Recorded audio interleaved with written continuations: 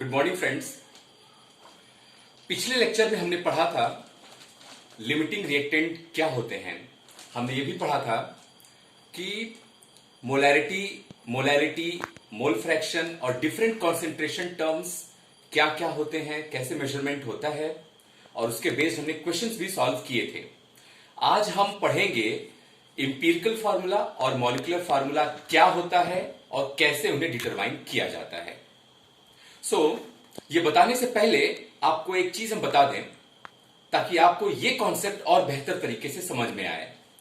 जैसे आपके सामने एक दीवार है, one wall is there before you, so what is the smallest repeating unit of that wall? That is the brick. एक दीवार का सबसे छोटा बिल्डिंग यूनिट क्या होता है? ईंट होता है। उसी तरह से जो किसी मॉलिक्यूल का सबसे स्मॉलेस्ट रिपीटिंग पार्ट होता है, उसी फॉर्मूले को हम इंपिरिकल फार्मूला कहते हैं, और कंप्लीट मॉलिक्यूल का जो फॉर्मूला होता है वो उसका मॉलिक्यूलर फार्मूला होता है। एग्जाम्पल के तौर पे अगर हम बेंजीन को ले लें तो बेंजीन में क्या होता है? C6H6, correct? तो अगर C6H6 पे अगर हम छोटा सा अगर मैथमेटिक्स लगाएं तो क्या हम इसको CH6 लिख सकते हैं? CH whole to the 6। तो ये 6 अगर C के पास आएगा और H के पास आएगा 1 by 1 तो हमारा फुल बेंजीन का मॉलिक्यूलर फार्मूला हो गया। और नहीं तो ये जो ब्रैकेट के अंदर का जो पार्ट है वो इसका हो जाएगा इंपिरिकल फार्मूला। बात समझ में आ गई? अब उसी तरीके से बेंजीन का इंपिरिकल फार्मूला क्या होगा? ये स्मॉलेस्ट रिपीटिंग यूनिट होगा। So CH is the empirical formula of benzene and C6H6 is the molecular formula of benzene. Correct? कभी कभी पूछा जाता है what is the empirical formula mass? So the mass of this and this will be the empirical formula mass. So carbon का मास कितना होता है? 12, hydrogen का हो गया 1. So empirical formula mass will be your 13. कितना हो जाएगा? 13 हो जाएगा। ये इंपिरिकल फार्मूला मास हो गया, और इंपिरिकल फार्मूला क्या हो गया? CH। वैसे ही मॉलिक्यूलर फार्मूला तो C6H6 हो गया बेंजीन का। And what is the molecular formula mass? Molecular formula mass हो जाएगा द एडिशन ऑफ C6 और H6 सबके मासेस को। तो कैलकुलेट करिए कितना हो जाएगा? 12 6 72 और 72 प्लस 6 78 हो जाएगा हमारा मॉलिक्यूलर फार्मूला मास। करेक्ट? तो एक्चुअली रेशियो जो होता है empirical formula by molecular formula, हम एक जगह लिख देते हैं आप लोगों को।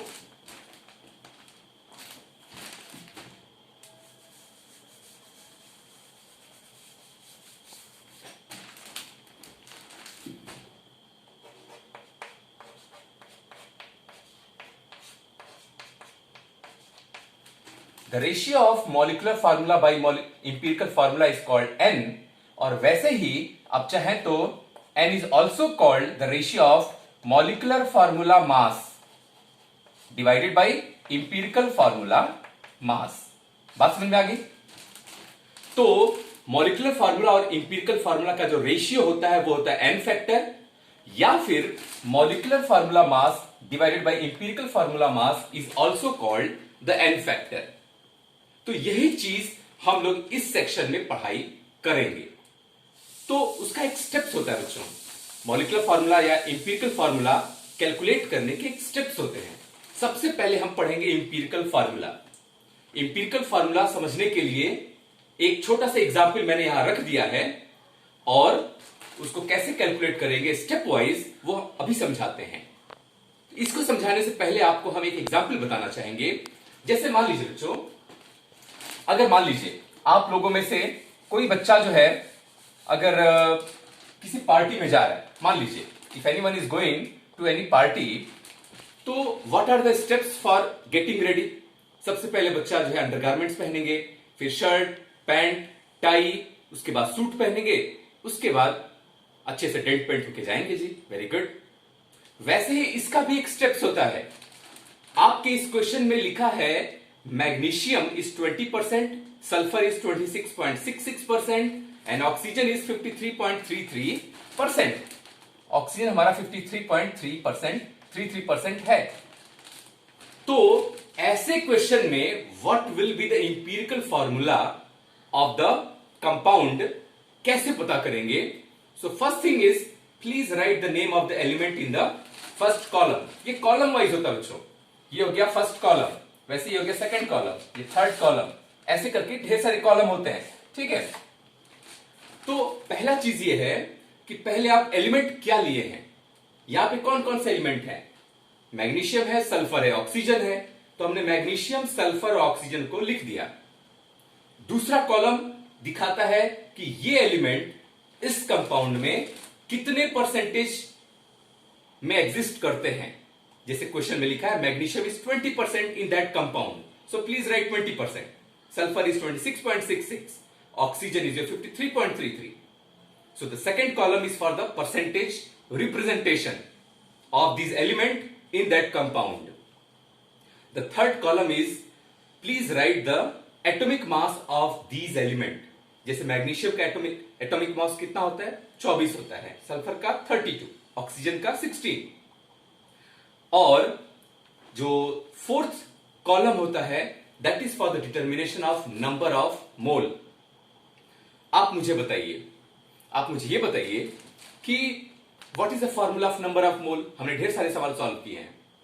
The given mass by molecular mass. So given mass is 20%. Magnesium मेरा कितना था? 20% था। यहां पे एक एजम्पशन हम मान के चलते हैं कि मेरा पूरा का पूरा कंपाउंड 100 ग्राम्स है। कितना है? 100 ग्राम्स मेरा वो कंपाउंड है। तो अगर मेरा कंपाउंड 100 ग्राम है और मैग्नीशियम मेरा 20% है, मतलब मैग्नीशियम हमारा 20 ग्राम हुआ ना। वैसे ही सल्फर कितना हुआ? 26.66 ग्राम हुआ। ऑक्सीजन कितना हो गया? 53.33 ग्राम हुआ। तो 100 ग्राम्स कंपाउंड में इतना परसेंट मीन्स इतना इतना ग्राम ये एलिमेंट प्रेजेंट है। और हमारा नंबर ऑफ मोल कैसे होता है? The given mass by atomic mass. ठीक है, तो गिवन मास को आप डिवाइड कर दीजिए इसके atomic masses से, you will get the number of mole. So for magnesium you got 20/24 means 0.83 mole. Similarly for sulfur you got this divided by this means 0.83, and oxygen also you got this divided by 16 means 3.33. तो आपने number of mole calculate कर दिया in the fourth column. अब ध्यान दीजिएगा बच्चों, next steps में ये चीज होता है कि you have to determine Which of the element has smallest number of mole? सबसे छोटा कौन है, यानी छोटू कौन है? छोटू को पहचानिए। यहां तो दो हैं, कोई बात नहीं, किसी एक को पिकअप करिए और इस छोटे से सबको डिवाइड करिए। आपने यहां पे डिवाइड कर दिया है सबको, 0.83 से इसको भी किया, इसको भी किया, इसको भी किया, correct. And you got 1, 1 and 4। So my dear friends, जो नंबर आते हैं वही नंबर हम लोग यहां पे लिख देते हैं। Magnesium is 1, sulphur is 1, oxygen is 4। But for as a convenience हम लोग यहां 1 लिखने की जरूरत नहीं है, करेक्ट ना। तो हमारा फॉर्मूला क्या हो गया? एम्पिरिकल फॉर्मूला MgSO4, मतलब magnesium sulphate.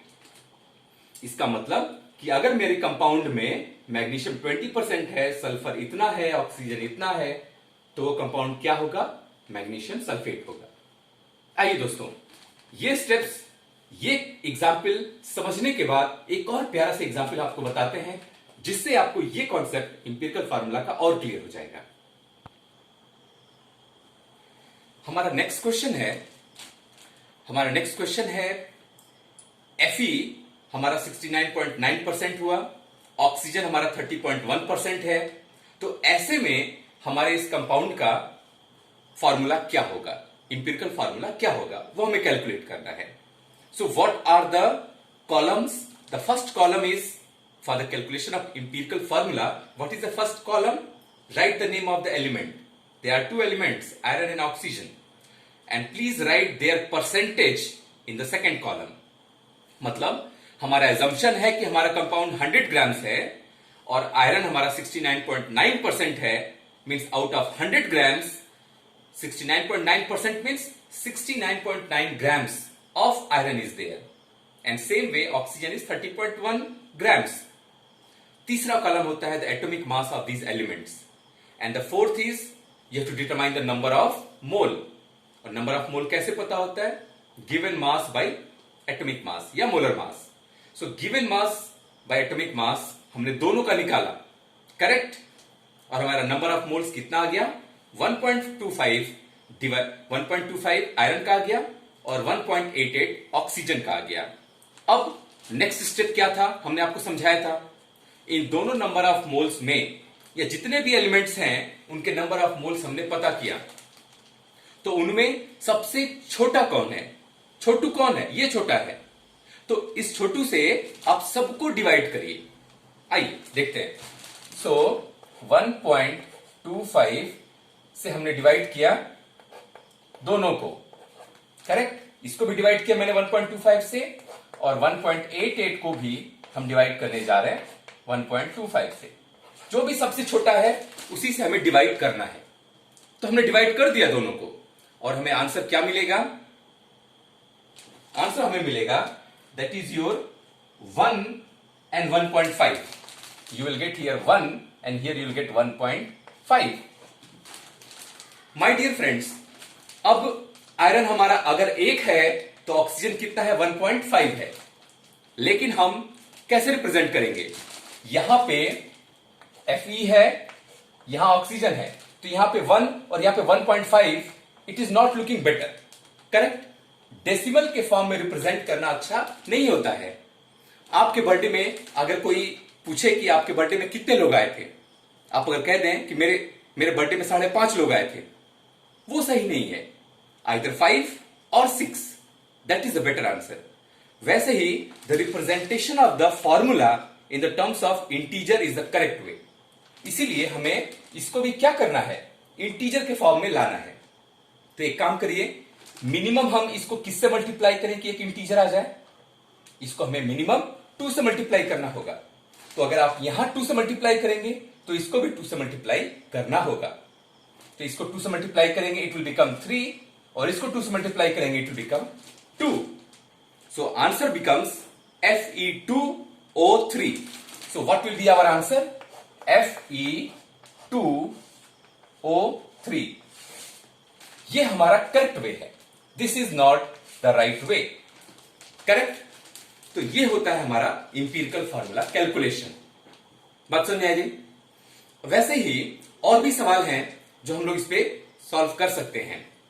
So my dear friends, I request you कि कल